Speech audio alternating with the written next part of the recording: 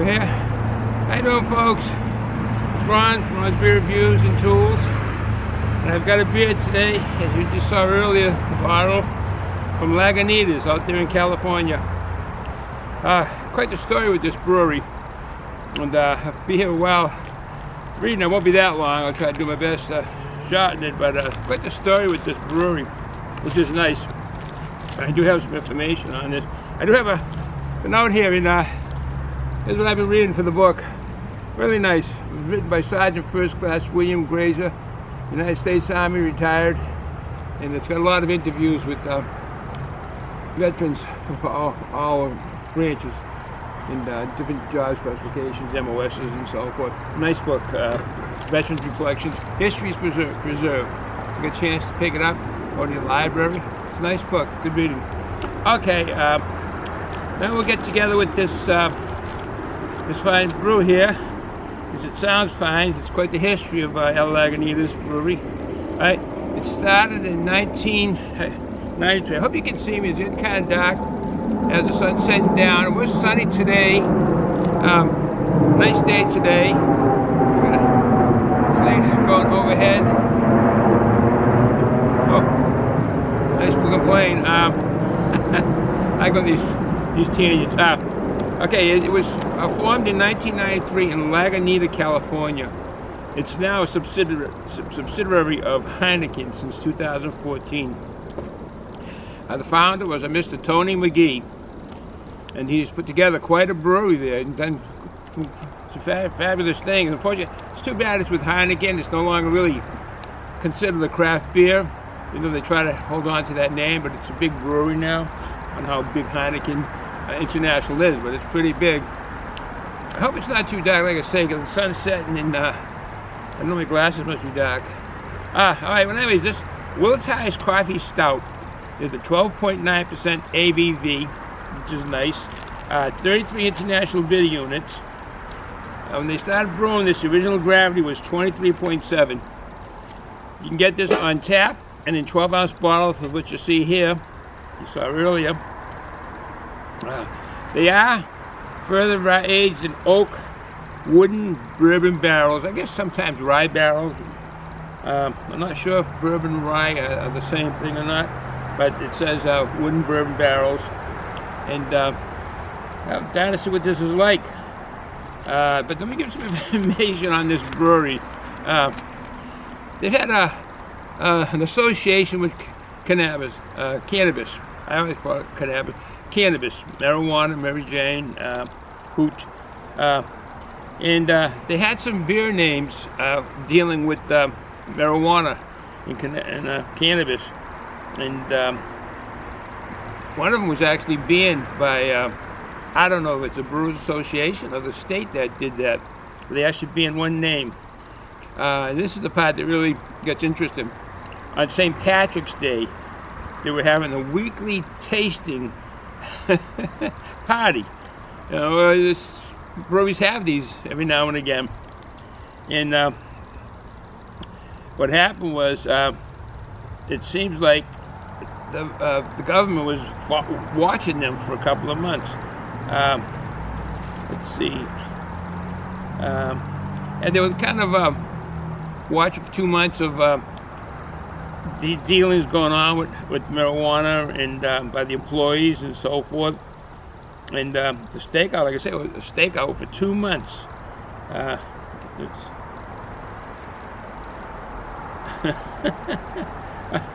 For 2 months, and what happened was they raided the party, they raided the place. No charges were filed, though. Tony, Mr. McGee, he admits that no one was willing to sell them any marijuana. They wouldn't sell it to them. But yet everyone going in there was willing to give them free marijuana, was willing to give it. I don't know what the laws out in California were back then. I don't know what date that was, but it's sure changed since then. But everyone was willing to give it to them. But they found a violation on that somehow.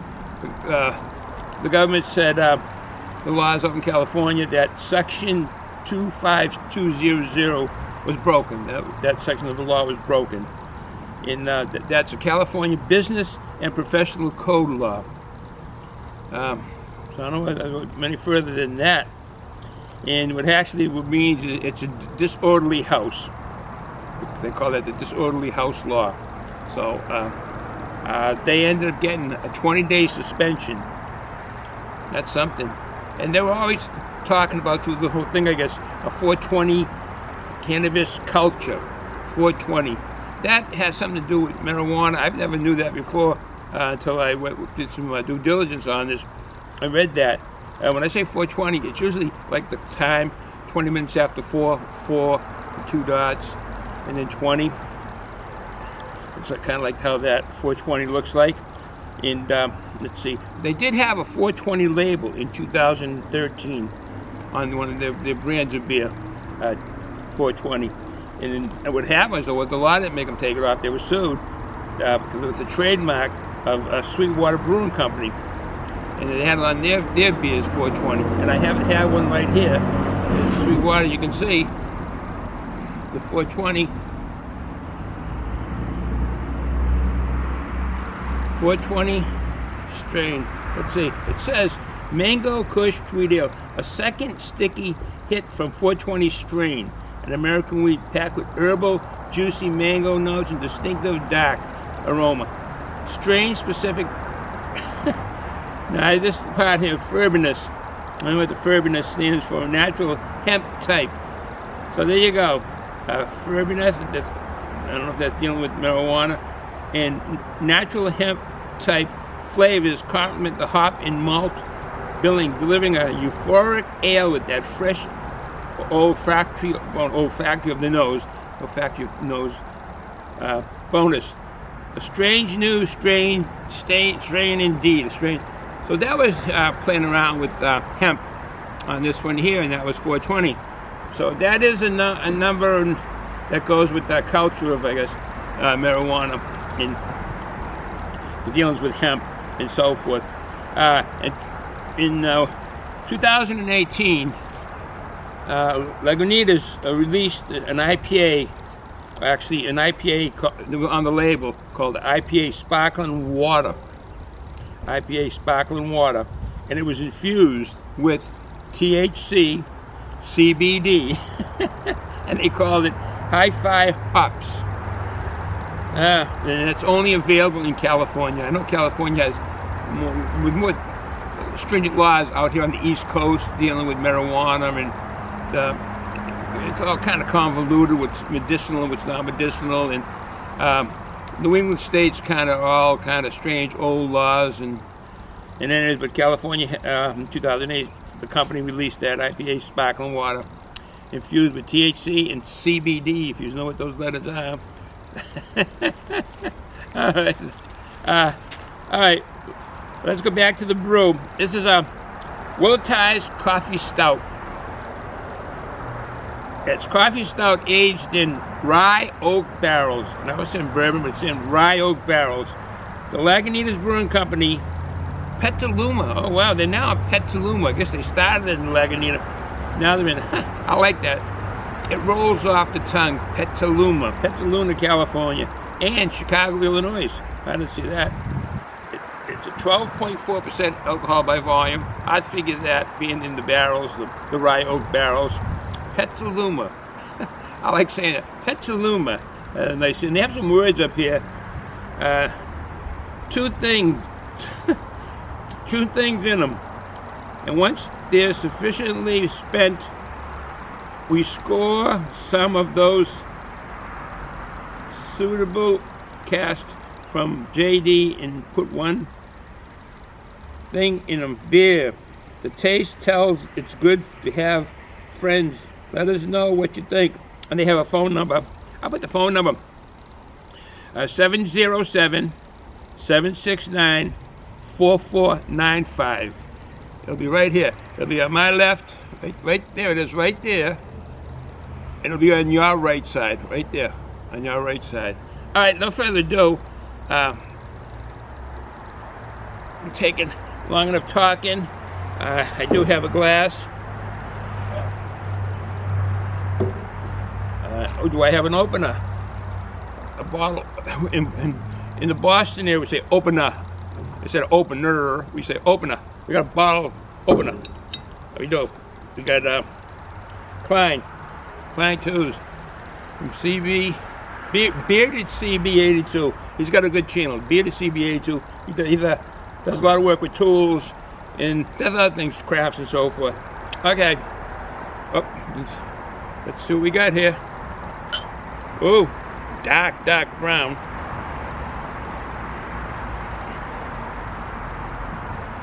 Oh, ooh, dark tan head on it. Well, I could get the aroma from here. Some coffeeness, chocolate. Look at that.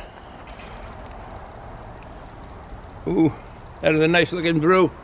Definitely a nice looking brew. Okay, where's my pants here? All right, pull those up. It's nice here. It's about 37, 38 degrees, but the land is warm because it was high 40s today. Probably was about 48 degrees, 49. Nice and sunny, so it's warmed up everything. So it's not bad now. What it had been in the single digits sometimes. All right, this is a 12.9% ABV with 32 international beer units. I think I read that already with the original starting gravity of 23.7. Okay. Oh, the alcohol comes out, the burp, the rye, the alcohol. I'm getting that first. Getting that aroma, it's strong. That is a strong aroma. All right, let me put that down. As the gases come out, the flavors and the aromas will change. I have my cell phone here. I thought I had. I do have my flask. I'll have a sip of this. Oh.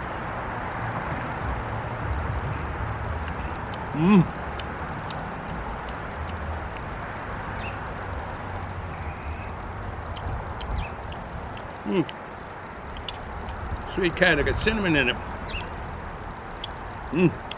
All right.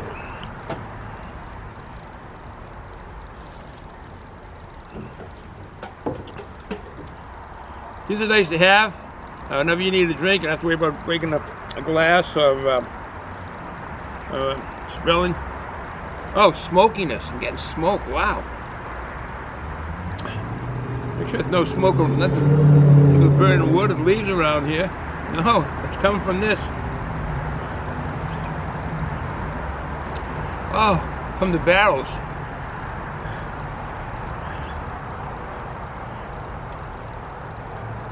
Coffee. Now if the gases have come out, then I'm getting coffee. Back to that smokiness. Bit of sweetness. The smoke now, the smokiness part seems to be dominating. It doesn't say anything on their webpage of smoke in the flavor of the taste. I think because I can smell it, and I think we all could get this aroma of smokiness. All right, bottoms up.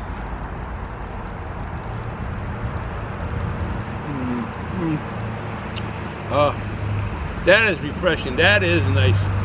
That is a coffee. Coffee comes right through strong. And the bourbon, the alcohol, it's slim now. Not as strong as the aroma. It's the coffee and the alcohol. Bits of chocolate flavor.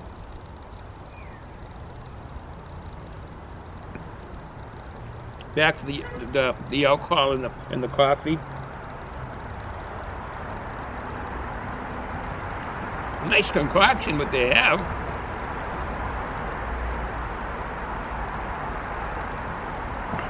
Getting the sweetness, just then molasses, kind of a flavor of molasses.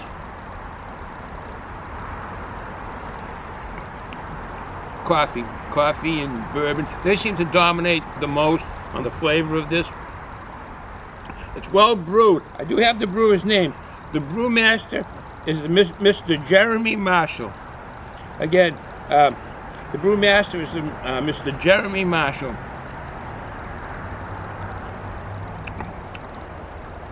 It's full in the mouth. Really a drinking wine, the medium to full richness kind of, I should say more richness flavor, but it's medium mouthfeel.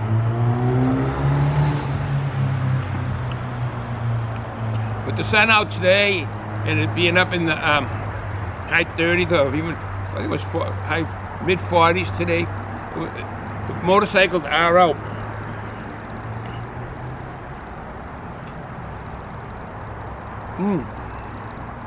It's always nice having a shot and then a beer chase, and you chase it down with beer. That's always nice. The flavors in this are really nice. You get that coffeeness, the chocolate. It blends. It's well brewed, and no one thing sticks. No bitterness sticks out. Although it has a very minor, as you swallow, naturally your bitter taste buds with the back of your tongue. Rich and full, it's smooth. This makes a very good sessional beer. With the alcohol content being 12.4%, well, you really, unless you're not going to do much for the rest of the day, you're sitting down with your family and friends or fellow workers, drink a bunch of these. You better be eating when you're doing it. 12.4% alcohol is high. Definitely you're not going to be driving or working heavy equipment. I'm going to take my time drinking this and finishing that. It's good. Would I get this again? Yes, I would get this again. I like the flavors of this. This says 2019 on this. I don't know if it has dates on this. But, life is uncertain. Don't sip. Nice combination. I just burped. It's just the right amount of carbonation in this beer, as you can see. Excuse me. Try to see what else is on this bottle. They have a lot of small writing. From our friends, the Kentucky distiller J.D. Will himself. That's what the wooden barrels are. Petaluma, California. Oh, wood shop series. I like that. I have a couple of workbenches. I do a lot of woodworking. They show up on my RONS beer reviews and tools. I do the woodworking. So I like that. Wood shop series. All right, folks, I'll end this here. So I keep yapping and yapping. A bad day for Massachusetts here right now. The sun's going down in the west over here. As you can see how I'm dressed, I do have to have this on. I just can't have my shirt. It's like 38, probably 37, 38 degrees, but no wind. And the sun has heated up pretty well everything around here, so it's nice. So, with that said, as I mentioned earlier, if you got a chance to read that book, get it. Go to the library. It's a biography, autobiography. So I don't know how to do that. Part of other people, part himself, right? Biography, autobiography, memoirs. Good reading. True stories all happen. People that are your neighbors. Matter of fact, I've read one story in here, and actually it was Second World War, dealing with Korean War and Second World War. And his older brother died in the Second World War. In I forget what the name of the ship was. The boiler exploded, and he died. So I gave the name of the ship, and I looked it up, and I was reading and found his name, and geez, he's from the next town over. I'm like, holy smokes, he's from the next town over. How sad. How sad that news must have been to the family. Very sad. But anyways, I thank all these veterans and all these people in the military for what they've done, sacrificing their time, and ones that have given the ultimate sacrifice. I thank them all. So if that's said, folks, enjoy the day. Gonna drink, don't drive, run heavy machinery. I think I've said that before. So, have a good day, folks. Ciao.